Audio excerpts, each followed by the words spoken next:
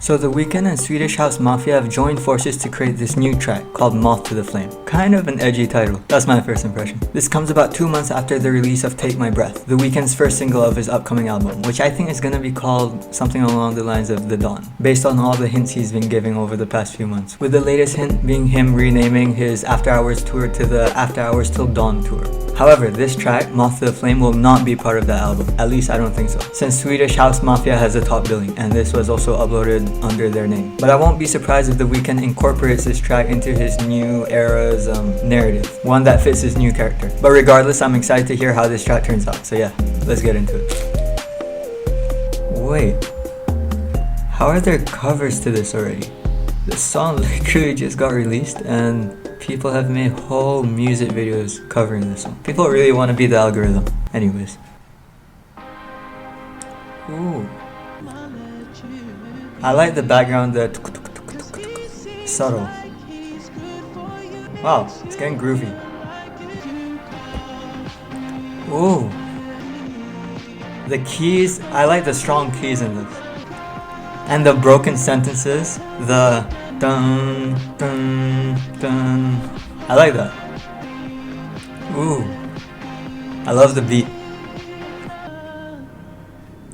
This part sounds very Weeknd-esque, especially with the 80s synths and the deep bass.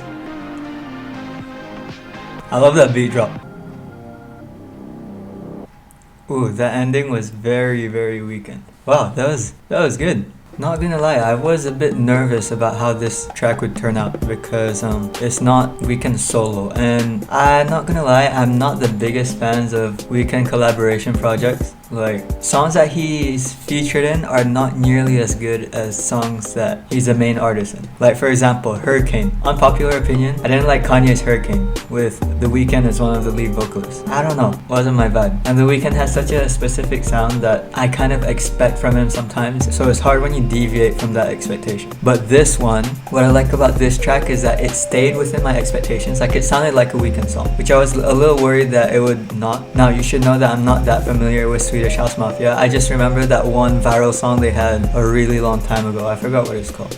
Oh yeah, it was called Don't You Worry Child. Yeah, well, that song was really popular at one point. But that's basically the only song of theirs I know. So I don't really know what to expect, but I guess this is a good fusion of Swedish house Mafia's sound and the Weeknd sound because it was very familiar. Abel probably had a lot of say in the production of the song. The deep bass sounded very After Hours. The muffled, like the in the background sounded very Weeknd. Sounded very After Hours, to be specific. And then the keys were obviously a large influence from the Swedish house Mafia. That was probably what they put in, and it was a nice fusion of both. This was a more dancey tune compared to a lot of the Weeknd songs. And yeah, for those reasons, they exceeded my expectations. But even though my expectations were not the highest for this particular collab, I can see why some people may not like this particular song as much. If, you know, for example, you're really into the dark sound that the Weeknd has, you still get a lot of that, but even though it fuses nicely, it's still kind of contrasted with the very dry and tinny keys that come in,